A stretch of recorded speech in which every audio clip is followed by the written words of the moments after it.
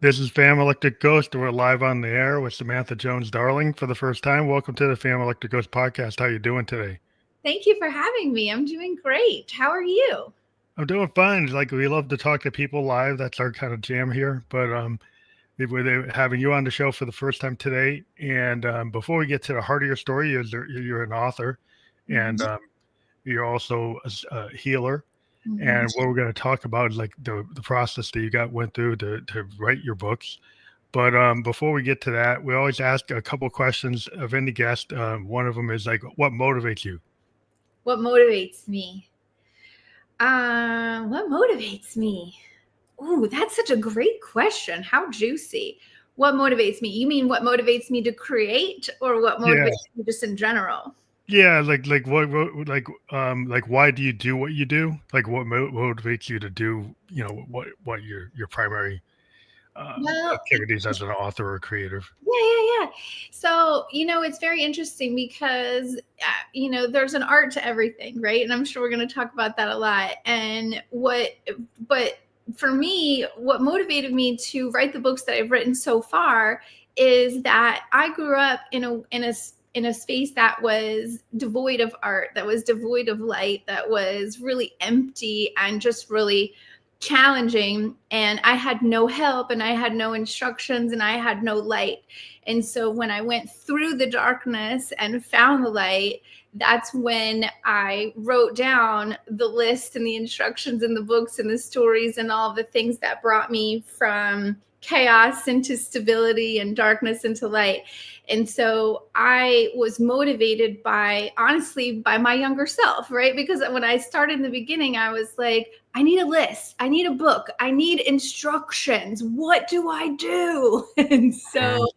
I wrote books that have the instructions, but I also filled them with stories that were hopefully intended to be, well, they were intended to be, and hopefully are inspiring and help motivate people to take the next step that they need to take, because everything that we do can be really challenging, and hope and inspiration is basically my lifeblood. So I guess the answer is two parts. I wanted to give hope and inspiration to others, and then I also wanted to write down, instructions on how to do it.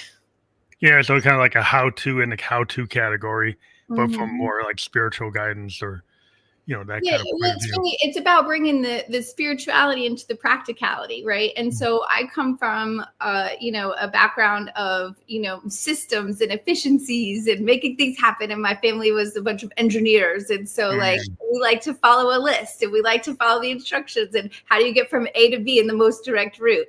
And so, what I've written about is how to get from A to B in the most direct route that I could find. And the A to B is how to get from disconnected to reconnected to your heart, which is where creativity and motivation and hope and inspiration live. That's interesting because I've always kind of tread the needle between like a left and right brain, kind of logical mind, and the kind of artistic, spiritual soul. Which like artists are always talking about the muse, or they Yeah. get these downloads from the universe. And Yes. people who are like engineers or mathematicians, they kind of go, really? Because they're more like, Exactly. and they don't really believe in the foo Yeah, foo. exactly. And so what I tried to do was blend the two, right? So there's like stories and then there's practicality. And you know what I mean? So I just put them both together. And it's very interesting what you said about what's the muse, because maybe this is actually the more correct answer to your first question. Truth is my muse. Hmm. Yeah, I've always been really into like Victorian poetry, like Wordsworth, Tennyson, Blake, all the great Hawthorne. And they always had this idea of like the looking glass self. And Mm-hmm. that is kind of like when you self-examine, when you kind of Yes. go deep, and then they were going deep, but then they were in the Victorian era, so they had a lot of code words or things that were not direct, very indirect things. Even though they're trying to get to the heart, they're living in an age that's kind of like highly edited because Mm-hmm. the people had certain morality, and they're Mm-hmm. trying to get around it Mm-hmm. with like terms like little death. Yeah. They would like they put layers on things so it wasn't direct, but Yes. they were still trying to get to it, but it hope people would not like censor them. So they would have these like layers of Yes. You know, it's the filters. The Yeah, filters, they don't go away. They just change form. They're shapeshifters. yeah. That's always interesting to me is how you can get that kind of truth out there. And vulnerability is the big thing as an Mhm, artist is like mhm, the permission structure to allow you to be vulnerable, to mhm, allow you to have like happy accidents, to allow you to potentially not be perfect. Because a lot of art, if you're a painter, right, and you're using canvas and you put that brush stroke down, it's like, well, it is what it is. You can mhm. try to correct it by doing color merging or whatever you want to do. But like you committed, once you commit, you're given a direction. And Yes. sometimes like that's like a muse. It kind of gave you a direction. You have to go with it. Yeah, and I find that I do suffer from perfectionism and I struggle with it and I'm trying every day to let it go. In fact, what's happening behind the camera is a disaster and I did it intentionally because I just wanted to see if I could focus while it was some like immersion therapy of chaos, right? But yeah, chaos theory is like a lot of times like I'm a kind of jazz fusion, kind of like a comedian. Mhm. They kind of if they start bombing, they make a course correction in the middle of their set. Yeah. It's like Yeah. so you can kind of deal with the fact that like in music there's this idea of there's no bad note, there's an opportunity, Mm, especially like in jazz.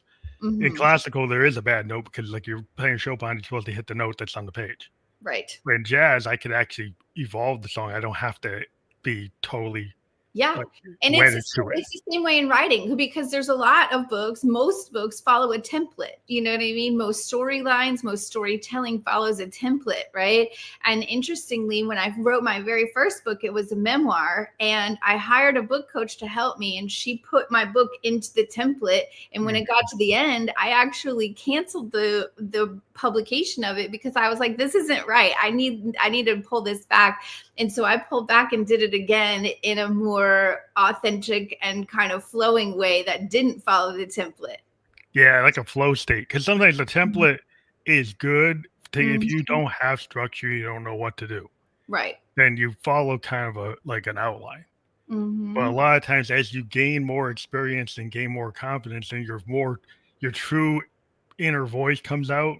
Hmm. And I always feel like people like to clone what works, especially in this Hmm. algorithmic age. Yes, they do. But like what's really unique about everybody is their secret sauce of their individuality.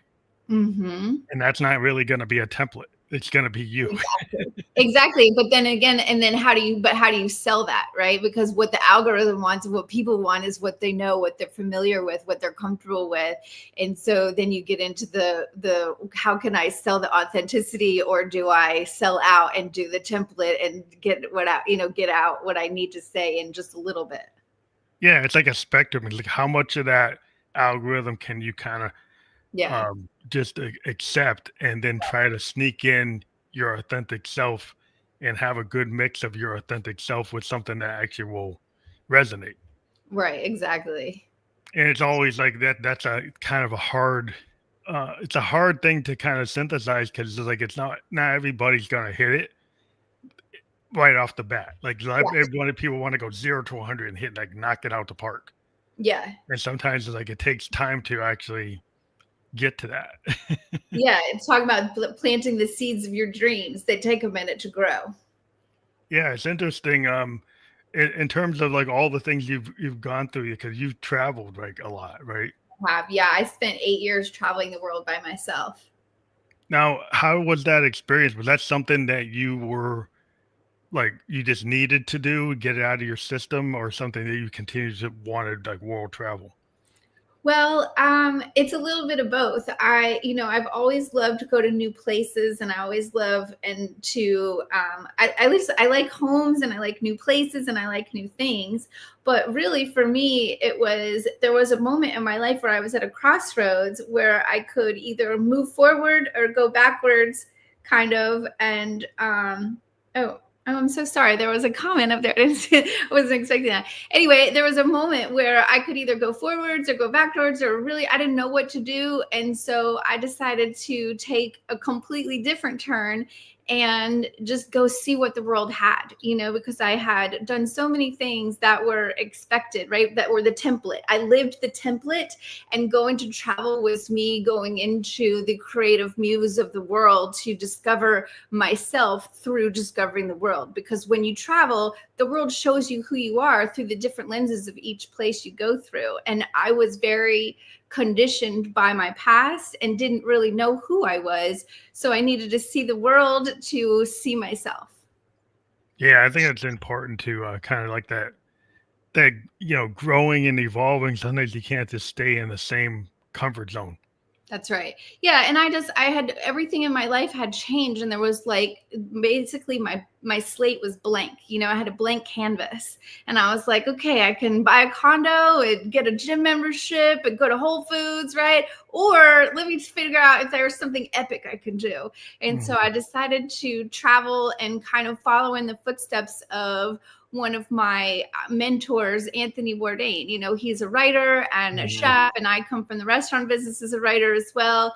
And, had spent many, many hours reading his books and watching his shows. And I thought, you know what, let me just go see what it looks like. And so I flew into Bangkok, which is the gateway city of the world, right? The gateway from the west to the east. And I stayed in Thailand for a month. And then I went to Cambodia. And then I went to Bali, and I stayed in Bali for 2 years. And I traveled all over Southeast Asia and did so many things, and it was really truly incredible. Were you like journaling the whole time to kind of like knowing that you wanted to write a book, or did you just experience it and then later like You know what? I just was just experiencing it. There was so much happening, and I was going so fast because I'm an American, and that's what we do. We go through things quickly, and we just kind of hard charge at it. So the first year, 2 years, it was just me just like going through the buffet of life and tasting everything I could taste. And then after that, I really slowed down and started doing what I call immersive traveling, where I would go to each location and stay for 1 to 3 months, sometimes 6, sometimes a year, and really immerse myself into the new culture, into the land, into the systems, into their template, right? And taste what they had going on. And so it was a little bit of both. That's really interesting because a lot of times it's like it's hard for I think Americans sometimes don't want to do that. What Yeah. I found is like they kind of have this very narrow focus. I actually have been an expat myself. I lived in Japan, Oh, where'd you live? Tokyo, for 2 years. Yeah, That's I worked on a business contract. I was there for 2 years with my whole family. My daughter went to a Japanese preschool and kindergarten, Oh, but how cool. yeah, and it's a totally different experience because you had some people who were there that never really immersed. Like they would go to the Hard Rock Cafe, they'd go to Right, McDonald's. right. And like we were going to every Japanese restaurant. We were getting invited to Japanese homes and get home cooked dinners where other people they just didn't really immerse. And they never Mhm. really got invited into a Japanese home because they were giving off a vibe that Exactly. the Japanese wouldn't invite them Right, because exactly. And I made a commitment really early on. I was like, I'm going to say yes to every single invitation, even if it's something insane. And I literally did. I said yes to everything. I've eaten at so many places. I've eaten so many animals. I don't even know what they are. I ate at one of those restaurants that serves all bugs. You know what I mean? yeah, Like yeah. I did. If they said, do you want to do this? I said yes. Yeah, because like it's just interesting. Cause we would go to like every type of Japanese Yeah. and Chinese cuisine, like real Chinese food, Yeah. not fried food, Right. and it was this authentic food. And like in Japan, there's so many restaurants you could go to, like a German restaurant. Actually, Yeah. have like a really high end German restaurant in the middle of Tokyo, or you Mhm. could go eat Dutch food, or you could go eat food from Malaysia or food from Mhm. Singapore, like everything you could Yeah. get to. And to me, it was just amazing just to learn. And one of the first things I noticed, we were going down a sidewalk, and you could see the Japanese were going one direction, and all the gaijin or the Yeah. Westerners didn't But notice it was a flow. and Yeah. they'd be bucking the flow. They'd be going, everybody, 99% of the people were going left, and you could see the American or the Westerners going right. Yeah. You know what my favorite thing about Japan is? Because I have had an affinity towards Japanese culture and food my whole life since I was 12 years old. The first time I had sushi, I fell in love. And when I was in college, my senior thesis, I did it on Japanese food and culture. So I've been obsessed. And when I was going there the first time, I had a friend like yourself who had lived there. She was Australian, and she told me about the Japanese culture and how they love honesty so much. She said, Samantha, you can go to the mall, buy things, put your bags outside on the ground, go shop, and then come back 3 hours later and your bags will still be sitting there. Yeah, it'll still be there. You don't have to And I was like, what? And so I tried it when I was there because I went with my mom, and my mom was like she could barely walk. She was kind of disabled. And I was like, Mom, sit right here. You know what I mean? And then like I put the bags near her, but not where she could get them, and like went somewhere and then like came back and they were still there. It was so crazy. Yeah, I remember like if we had bicycles or I had my scooter, and you didn't have to lock it. Like in New York, you'd have to lock it to a pole. Yeah. And But it still might be gone when you came back. yeah, and then would they find a way to break the lock? Yeah. But in Japan it's a totally different thing. And in the matter of like respect of not throwing trash on the ground, throwing things. It was so clean. Like I was living in Moto Azabu, is near Roppongi, and it was just so this interesting, going to the Japanese school, because we didn't go to the American school. We had our daughter like in Nishimachi, which is a Japanese school. Oh, I love that you did that. That's so good. Then so many of the expats were like, "Well, we got to go to the American school," and I'm like, "No, you go to the local school. I want to go to the Japanese school because I want my daughter to actually gain from the experience." Yeah, and also you guys get to gain from the experience too, because the way that they raise and teach children is completely different. Yeah. She had like a sensei, and she learned taiko. She was did taiko drumming, and there was just so much stuff that we were able to gain from our experience, because we tried to keep a very open mind, and we would get invited to Japanese homes, and some of our business partners said, "Well, how are you doing that?" Because we're not in the American club all day. Tell me about your favorite dinner that you had at somebody's house. Well, we had one of our at Nishimachi, my daughter's classmates, their family invited us over, and they did like a hot pot. They did a traditional Japanese hot pot, and it was like all fresh, home cooked. You could go to the restaurants and get that, but this was a Japanese family giving us their home cooked version. And it was so good. I mean, it was just because it's a homemade meal, but it wasn't like an American homemade meal. Right. Or my wife's from Barbados, or a Barbadian home cooked meal. It was a Japanese home cooked meal. Right. And it was just so much. And we had to like pay attention to the etiquette of like how we're supposed to behave at the table, and kind of on the floor, sitting on the floor. And it's just a totally different, we have to make sure you don't have your shoes on. Yeah. You have to leave your shoes at the stuff that some Americans would just not understand. Mm-hmm. And they wouldn't take their shoes off. Things I know. Do we have time for me to tell you a story about a cool thing that happened to me in a restaurant there? Yeah. So I was in the restaurant business before I became a writer, and I worked many times in the sushi industry. And so I do not speak Japanese, but I speak Japanese menu. You know what I mean? Like I can order things, and I know how to. And so I went into this very tiny little like hole in the wall restaurant in Tokyo, and locked in, and I was intentionally looking for like the local place that there was no Americans, and I wanted to get all the way into the city, I wanted to have my Anthony Bourdain experience. And so I went in there, and I opened the door, and at the time my hair was twice as long and twice as blonde, so it was just like this big blonde American walking in, and I'm like, "La!" And I sit, and I'm the only white person in there, and I'm the only woman in there too, but it was like this cool little local neighborhood bar restaurant thing. So I sit down, and they're looking at me like, what's this girl up to? And I could feel that they're all looking at me, but they're not looking at me, like side eye. And so I get the menu, and I politely wait, and then the guy comes over, and I order in Japanese, and they're like, Ooh, what's happening here?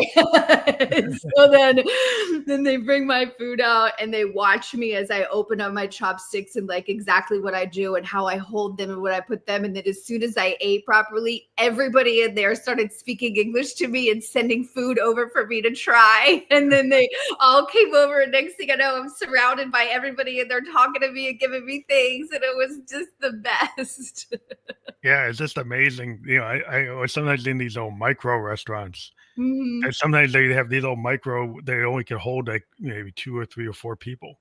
Yeah. They're very small. Like they're not these big ones. They have these It like little. wasn't big. It could maybe fit like 20 people in there, and there was like 6 of us. Yeah, there's even like these ones that are even tinier. Mhm. They're super tiny, and they're only meant to have a couple of people in them.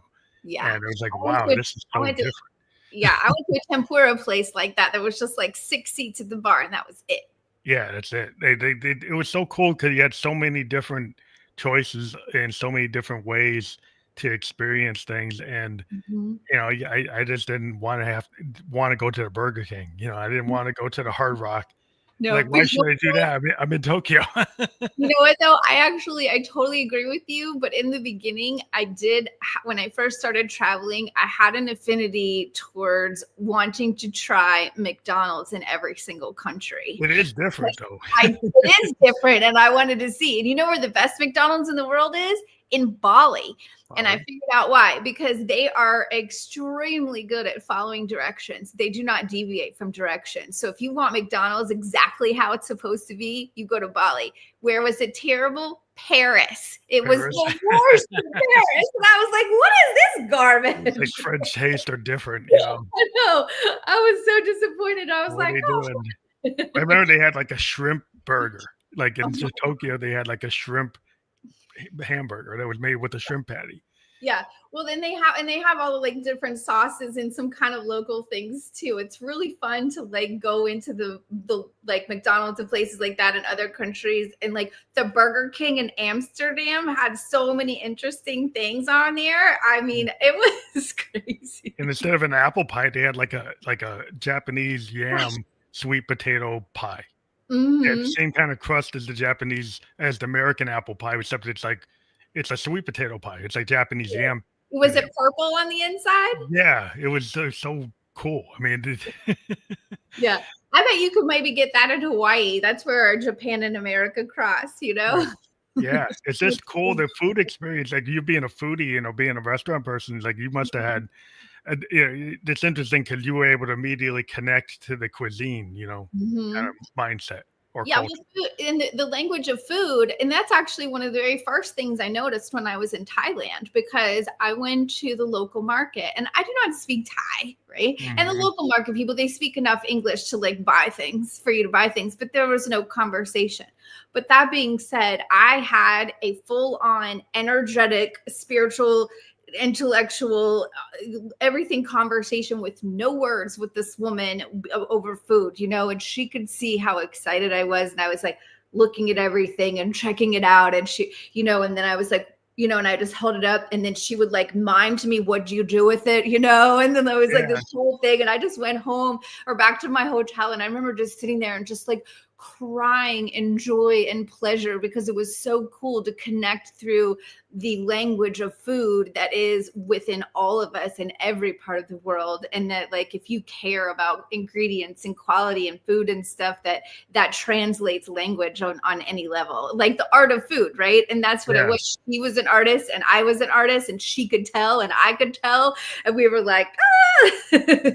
yeah. That's another interesting thing because like nonverbal communication within like the arts, like food is an art, and Mhm. music is the same way. Like if you go anywhere and you're a musician, non-verbally, all musicians, no matter what culture they can come from, they can communicate without talking. Yeah, you get the Like, what's up and you can see each other. Yeah. you Hmm. know, kind of get a nod. You look at it, it's like, well, yeah, are you in tune or I you're see. not in tune? Yep.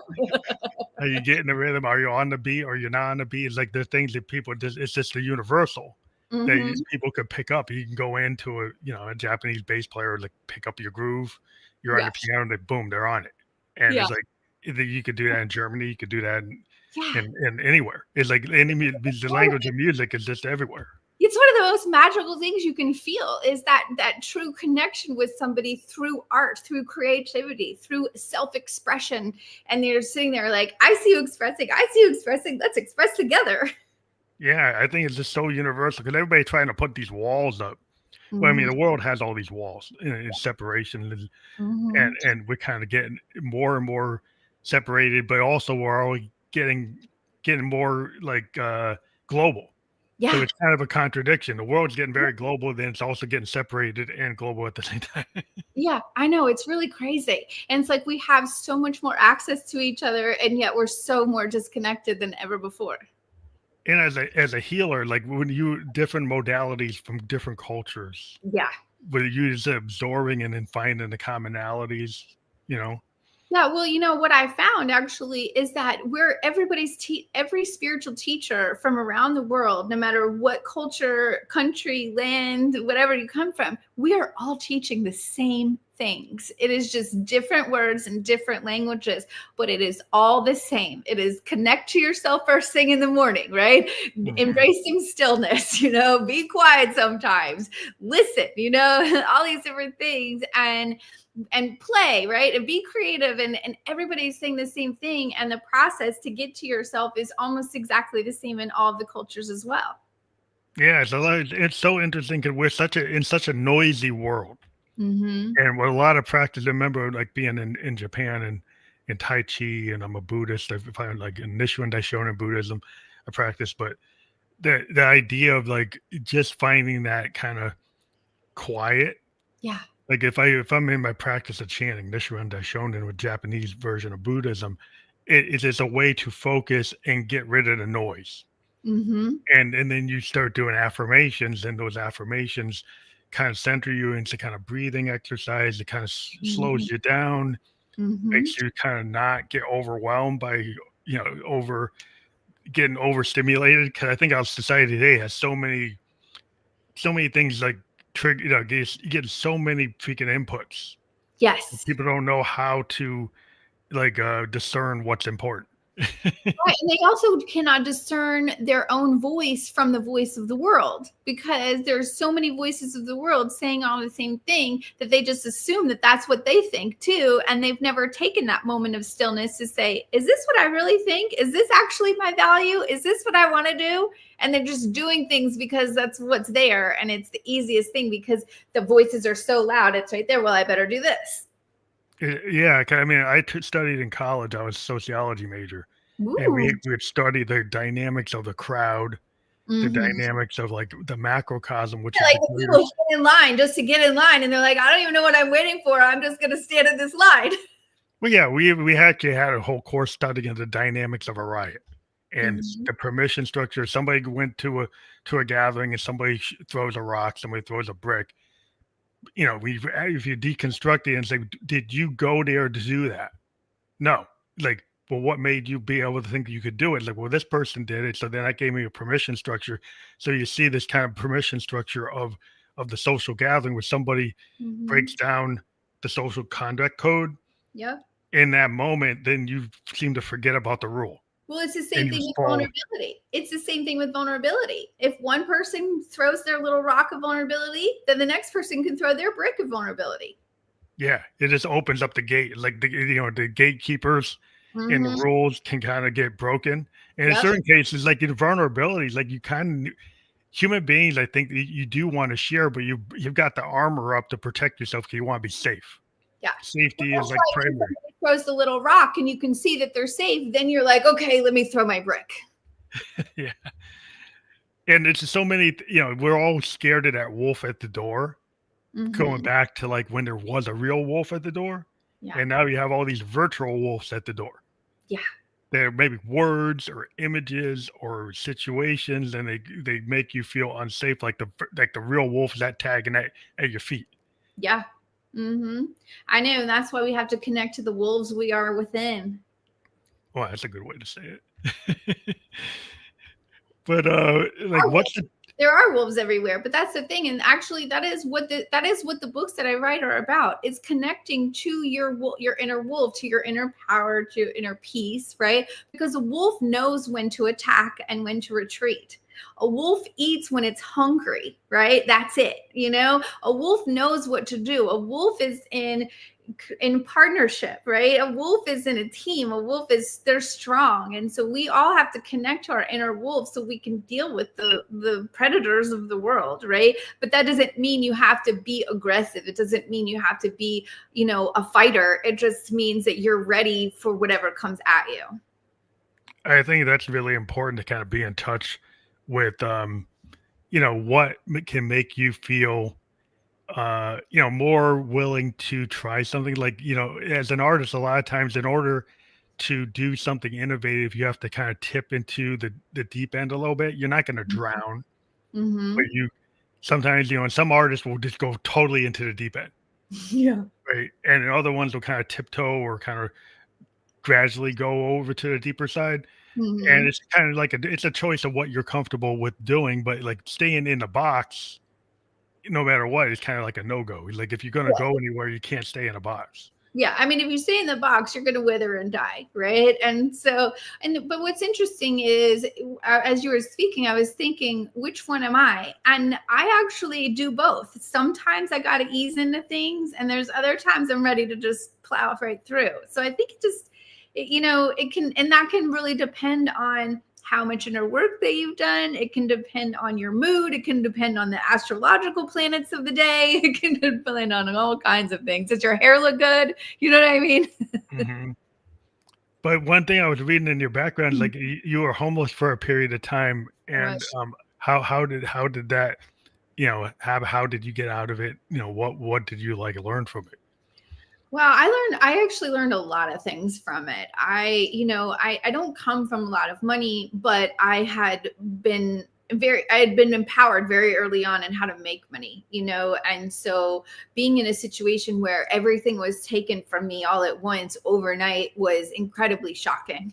And so it took me a minute to gather my wits, but it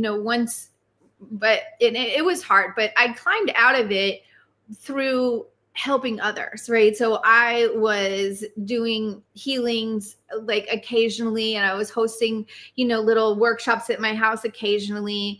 And so, but you know what, actually the truth how I got out of it is I surrendered the fight. Right? Because I was homeless. And so you're homeless. You're like, I have to get a job. I have to get a job. I need a job so I can pay my bills, so I can buy a house, so I can live in a house, I can buy food and water. Right? But here's the thing is, what kind of job are you going to get?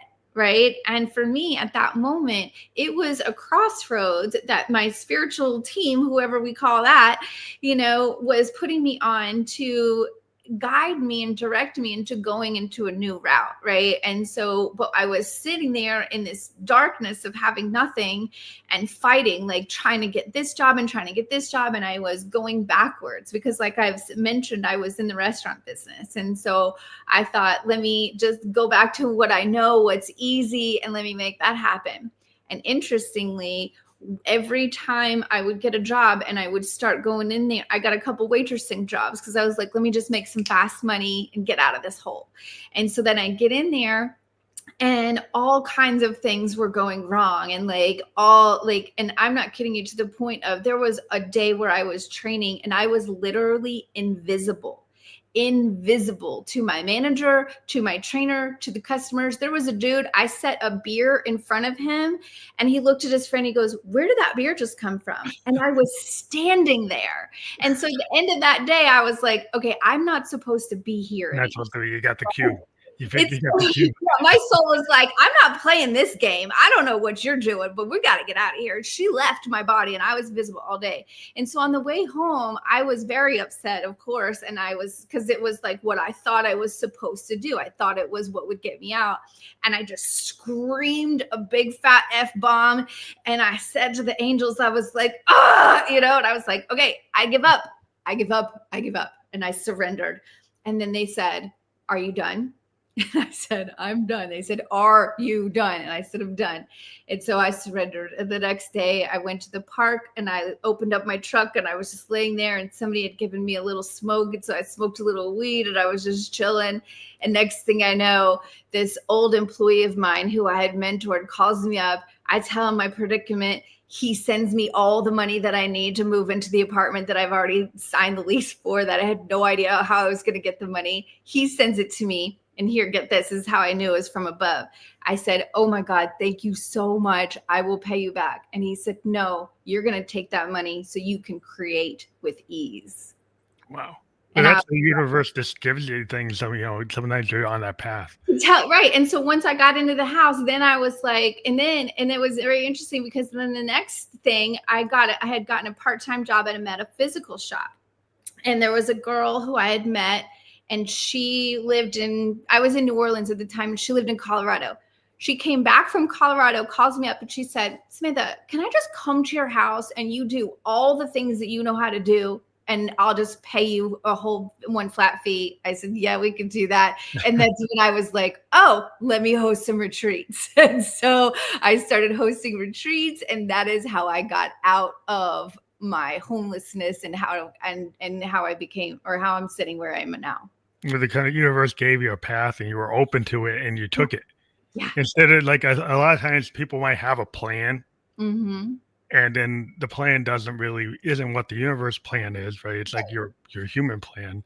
Right. And it's like, then you keep on getting shown, it's like, this plan doesn't work. Exactly. I kept pushing it. And that's what we do. And I knew in that moment that it was a big thing, because I needed to experience that to learn it, so then I can help other people in those same moments. You know what I mean? Because it is hard in this world to choose yourself, to choose the crazy thing, like the healing, right? Over the working in restaurants in New Orleans. Of course I was going to make money. Of course it would be easy. I would have been out of it like that. But the universe said, hey, no, why don't you try the easy way and let us help you while you do what you're here to do? Yeah, it's hard to like self-actualize, because a lot of times the world is like naysayers, like, well, that's not how you're supposed to be in a box. Mm-hmm. You're supposed to follow the structural societal norms, right? The kind of mores and sociology, like the more is what you should follow. Exactly. And if you go outside the social norm or the typical in the box, mm-hmm. it can be uncomfortable. It's very uncomfortable. Don't lie, it's uncomfortable. But you don't grow and you don't expand and you don't get miracles when you stay in comfort zone. Yeah, that's the thing. I think a lot of people make the mistake, because they'll look at some kind of like, on the net, you have all these influencers like, 10 steps and 6 steps and you'll get there. And I always kind of point out, well, the 10 steps, right, don't take into account like the 15 years plus the 10 steps. Right. Right. So like somebody who goes there, maybe it works, but maybe it doesn't, because like that 10 step is not just based in isolation to what brought you to the moment. Yeah. Exactly. And to be honest, that is why it's really hard to write a healing book, because there are so many, moments of things, so many unplanned things that can come up. Right.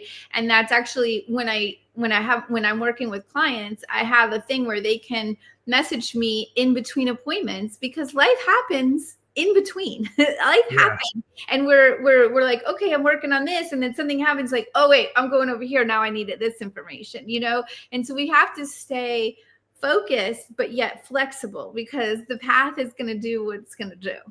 Yeah, kind of path is kind of multi-directional. Mm-hmm. And a lot of things are kind of flow state. Yeah. I have talked to authors, like there are like fiction authors, and they'll have their outline, they'll have their structure, they'll have their character design. Then they get into a flow state moment, and it's like, oh no, you got to let the book write itself. The book, some of that. Yeah, stuff doesn't like it was good that you went through it, but like the flow state kind of changes the direction. When you're like, right, because I actually am I'm starting to write novels as well, and so I'm like, oh, here are my characters, this is what's going to happen, and then I start writing, and then all of a sudden the character's like wants to go do this, and I'm like, oh, well, let's do that, right? And so we go that way, and then the book takes a totally different turn. I'm like, I don't even know how we ended up here, but this is better. Yeah, and it's like the hard thing is like if you don't listen, it's kind of like that situational awareness. Like if you're like if you're doing like a public speaking event, and you've got your teleprompter, you get all your notes, you were practicing the night before, and then like a comedian doing a set, like it's bombing. Yeah. if you stay to what was on the teleprompter, if you stay to what you Mhm. practiced the night before, you're gonna bomb. You gotta 100%. have that situational awareness to adjust it on the fly based on it's not working, so you need to adjust it for the moment. Exactly. And that, in that moment comes from being grounded in self awareness, right? Be able to read the room. And that's a skill. There's an art to that as well. Yeah, and I think a lot of people, realize, you see an athlete that does all that training. They do all the repetitions and if they get hit with something they didn't practice, they don't just freeze. I mean, sometimes you get one that does freeze Hmm. because like they're so into like everything has to happen the way I practiced. And Hmm. if it doesn't come in that way, then they kind of freeze up and say, "What happened?" Hmm. And the one that has kind of this flow state, like, yeah, I have all this training, but if something comes, I'm not gonna just freeze. I'm gonna Yeah, be yeah. able to react. Yeah, dude, the flow state quarterback wins the Super Bowl. The guy who can't gets smashed in a sack. Yeah, because he's like so stuck on the plan. Exactly. Right? It's like this is what's supposed to be. Right? And it gets like, oh, the plan didn't happen. It didn't Exactly. happen the way I foresaw it. But Right. it's so interesting. Like if you could teach one thing after all the things you've learned, and it's probably hard to do that, to pick one thing you would teach. I'm actually so glad that you asked that question. Can I show my book? Because this is the answer. Somebody asked me that about 6 months ago, and I was like, you know what? Let me just turn it into a book. This. Oh wow, that's it. Just 3 minutes to a new you. Okay. This has it has one lesson, right? It has one lesson you repeat 3 times a day for 30 days. And now you can do something different each of those minutes, right? But what it is three, it's about building your spiritual six pack, right? And the Mhm. first thing you need to start with is being grounded, right? So can I teach you the most magical thing that I know? Yeah, you want to learn it? You want to try it? Yeah, yeah. Okay, so there's something that I teach is called the magic breath. And what you do is you close your mouth and you put your tongue on the roof of your mouth where the back of your tongue is touching the back of your teeth is touching the top of your tongue, right? You see what I'm Mhm. saying? Yeah. Okay, so it kind of makes like a seal. And then you're going to breathe in through your nose, but it's not like a sniff like this. It's not like that. You're going to pull it in with your throat and your lungs. So it's going to look and sound like a baby snoring. So it's like Mm. this. Can you Mm. feel it difference? Yeah. Okay. And so when you do that magic breath and you breathe in, we're going to breathe in for a count of 4, and then we're going to hold it for a count of 4, and then we're going to release it exactly the same way through the nose gently. It's going to sound like a snore for 4. Let's do it one time. Ready? All right, breathe in. Now pause and release. Now, can you taste a little bit of that groundedness that we just brought in? Yeah. Okay, so when you do that 3 times in a row, that's when you get really super connected to yourself. That's where emotional stability comes from, emotional regulation, being grounded. That's when you can answer the question without faltering. That's when you can speak your truth without being afraid. That's when you can stand up for yourself. That's when you can draw boundaries. That's when you can be vulnerable. That's when you can create from the heart. Right? So when we are connected to ourselves, that's where everything begins. That's the foundation of who we are. And that is what I put in here is a 30-day program to learn how to do that. The magic breath that I just taught you is the easiest, most direct route that I have found to that. And if you do that just 3 times a day over 30 days, your life will be exponentially different. Well, I think it's awesome to when you come up with like ways to you know, kind of practice, like a physical thing, like with your Mm-hmm. body. It Mm-hmm. also connects to your like spiritual and mental state. Yeah. Yeah, because the spirituality, it lives in our soul, but we live in these bodies. And if the bodies are filled with chaos and filled with distraction and all over the place, we can't connect to our souls to create what's in our heart, right? And so we have to start with one. The first thing that we do is get grounded, right? And that's what this book is just 3 minutes to a new you. It's how do we ground into ourselves and stay in emotional regulation throughout a day? How do we be able to handle whatever life hits at us? Because we can't stop the waves of life from crashing down on the shores of our souls, but we can learn to ride them with grace and strength. Right. And so that is the first thing that I teach, is how do we do that? And then the second thing that I teach is letting go. And that's this next book, I Am Ready, Let That Ish Go. And ish is, a play on ish, right? And so the first thing we do is ground, and then we let go. And once we've done that, then we get into learning how to rest all the different parts of our body, rest our mind, rest our soul, rest our hearts. And all of this is intended to get us connected to the physical body, because the physical body is where stability and regulation and art and life and playfulness and creativity live, right? The soul can talk about it all day long, but if you're disconnected from your body, you're not going to be able to create what it is that's in your heart. Yeah, it's like the pillars, because I think, I remember I was talking to a guy that was a fitness guy, and he was, had the six pack abs, he had like physical like specimen, but like he actually got honest and said, I was doing all these courses on how to have like the perfect body, but when I looked in the mirror, I didn't feel good. So he had to deal with his own self awareness, or like his looking glass self, and come to terms with, like, even though I've worked on this one pillar, my physique, he didn't work on the other pillars. Exactly. And you always have to kind of keep in mind it's like a holistic solution. You can't just it is one thing. Yeah. And most people, when they start on there, like, they're like, oh, I'm gonna start taking care of myself. The first thing that we do is start with the physical body. We start with movement. We start with getting healthy. And this is a great thing to do. I, however, went the other way. I went from the inside out. And so I am now into my physical journey and have connected all of the dots. But interestingly that you said that, is the work that I've been doing, I've been calling it building your spiritual six pack, because there are, and in my book, I've got 6 pillars of information, and over a 6-month period, I have it designed where you work with one at a time, you build that muscle, you build that foundation, then you move to the next one. And I say 1 month at a time. Some people can get it in 2 weeks, then you can move to the next thing. Some people, it takes 6 weeks, then you take that time. And so it's not about the specificity of the timing. It's just about going through each module fully and becoming completely integrated with it before you move on to the next thing. And that's where we get hitched up a lot as humans, because we're in such a hurry and we want to hurry up and finish and hurry up and finish.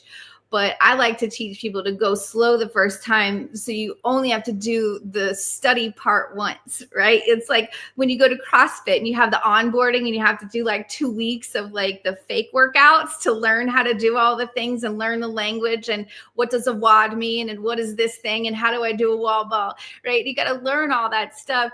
And then you build your six pack. And it's the same with spirituality. You got to learn a little bit at the beginning, kind of go slow. And then you start getting into the workouts that keep you strong and keep you moving. And then you can get into competitions.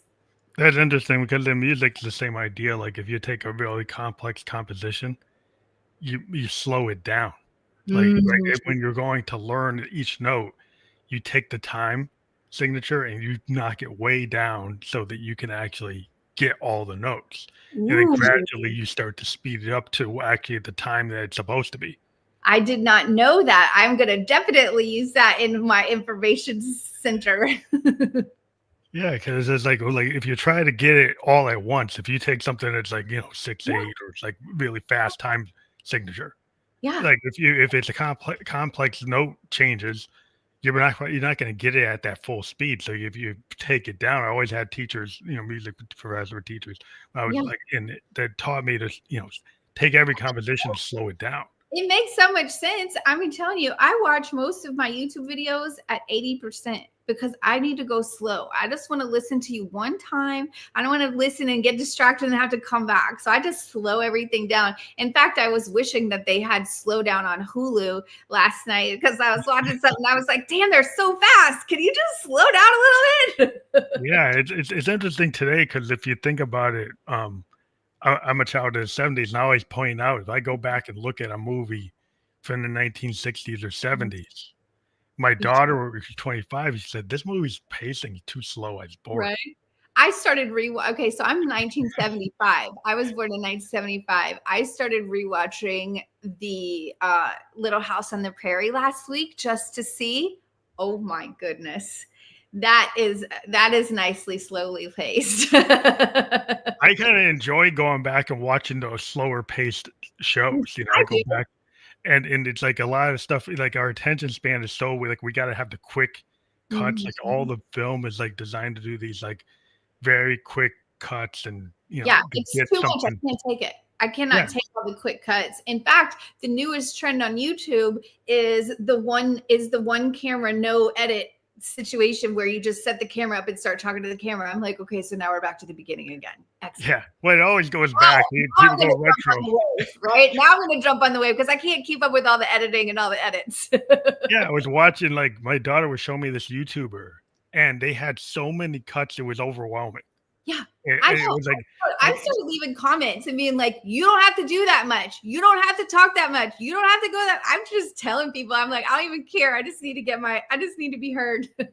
well, they're throwing all these special effects and doing stuff and like throwing these things in. I'm like, do you really need to do that Yeah. to keep the attention of this audience? Do I have to throw all these bells and whistles in, Yeah. or Well, that's can I actually say something? that goes back to what we were talking about at the beginning. Is it the template or is it the creative from your heart? And what they're trying to do is stick to the template and be so loud and so intense in the template that they combine the two. But they've gone. We're in a spectrum, and some people have gone really far with it. Yeah. Well, and it gets into the AI where Mhm. people are correcting your eye position. They're correcting, like pulling the arms out. Oh my God. And then what I fear is like you get a bunch of young people that don't understand that people don't really talk like that. Right. People don't actually look like that when they really talk. So Right. if you make things so perfect that when people see an actual real person, Mhm. they get uncomfortable with the real situation because it's not the way you're seeing it on the net. Yeah. Yes, that's actually a very scary thing that's happening, and I'm AI can be very useful in a lot of senses, but I'm pretty terrified of what's going to happen with it. Well, I just worry about when you pull the idiosyncrasies of art is sometimes we have these happy accidents. Sometimes it's not exactly perfect, but that Mhm. actually makes it endearing. The wabi sabi, Yeah. wabi sabi, you know that term, don't you? It's from Yes. Japanese culture, but Yeah. for the audience, wabi sabi is when something has a slight imperfection and that makes it better, like the mole on Cindy Crawford's face. Yes. And then if you get this people like they want to edit it out, edit Right. or like go and Photoshop it out. Mm-hmm. Right. That's the problem I Mm-hmm. have in music today. I get these kids like I'm a producer and they're like they'll do like 100 takes trying to get everything to a mechanical timing that doesn't feel human, right? Mm-hmm. And I'm like, well, that might technically be perfect, but it has no life. It Yeah. has no soul. It Yeah. has no heart. Yeah. And I don't think you really want to do that. I Mm-mm. think we want to, like this take number 6 has some imperfections. It has some mistakes, but it actually feels Yeah. more honest. It Yeah. feels more human. I would go with that. And they're like, "Oh, no, I don't know." It's like, no, it's like that's kind of what people used to do. Mhm. And it does have some impact. Like when Yeah. if you see somebody doing a live play in New York, like a one act, an actor, and like every night you go watch it again, it's like their lines are a little different, how Yeah. they do the character. And then somebody might say, like, how come it's not the same? Like, do you really want it to be the same? Right? Or what about like musicians, and you're playing the same song over and over again, but every time it's a little bit different, right? And then the drum solo is a little bit different, right? Or something like that. And it's so much fun. Or, they change the words, right? For the moment of the day or something like that. Well, Bob Dylan, real famous. Like Bob Dylan was famous, like in the '70s and the '60s, Mhm. for taking his classic songs, and then when he did them on stage, he would change the lyrics. Yeah. He would have so there Dylan fanatics like me, like the collectors, Yeah. have all these different versions of like his classic songs from live versions because he would change the story. Yeah. He would add verses, take away verses, change dynamics, change Yeah. everything, and it was kind of cool to see the song evolve or change over time. It would become a different song in some ways. Well, that's the beauty of storytelling is it evolves. It's meant to evolve. You tell the story and you do it this way the first time, and the next time you do a little bit more over here with a little bit more over here, right? And a little bit more over here. And then like, oh wait, let me try this again, right? And that's amazing that he could do that. I didn't know he did that. Yeah, there's like famous versions of like a lot of his blood on the tracks. Mm-hmm. Tangled Up in Blue. There's multiple versions of Tangled Up in Blue in the 70s where there Yeah. are whole verses that are not there and Yeah. whole sections that are pulled in or pulled out or Mhm. dynamics change or characters change. And it is, if you actually check a lot of his catalog, he does it a lot. And Yeah. actually, musicians, I interviewed an actual musician that worked with him, and some of his session players would have a hard time because he would, even in the studio, writing the Mm-hmm. song, he would change it. Yeah. And they'd be like, "We practiced it like this, and you're changing it." It's like, "Well, that's the way it is." It's like, Yeah, they just figure it out, right? Keep up. Did yeah, you because like that movie that they just came out with him about it? About mhm, I thought it was good. I've been a fan of Bob Dylan from the artistic and poetry standpoint. I've never really been a fan of his his songs voice. or his voice, Yeah, honestly. yeah, yeah. But I loved that movie. I loved seeing the behind the scenes of his story. I loved seeing that love story. I loved the dynamics of everything and just seeing how it evolved and like the overwhelm that he was feeling. Because as an artist, I feel that too. You know, sometimes people are coming at you, and I thought it was great. And I thought Timothy did a great job at portraying him. Yeah, I think that's an interesting thing that people get overwhelmed or go overloaded. Like a lot of artists, they have to kind of put a little wall up Mm-hmm. to kind of keep that from happening because people don't realize you get this sensory overload, like synesthesia.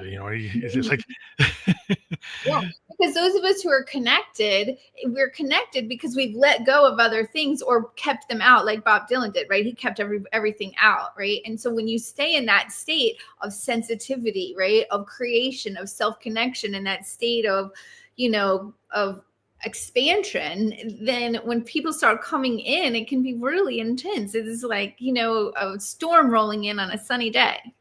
yeah, it's always interesting. Sometimes the artist, we need our kind of peace and quiet Mm-hmm. to create, Mm-hmm. and then people don't realize we kind of need that space. Yeah.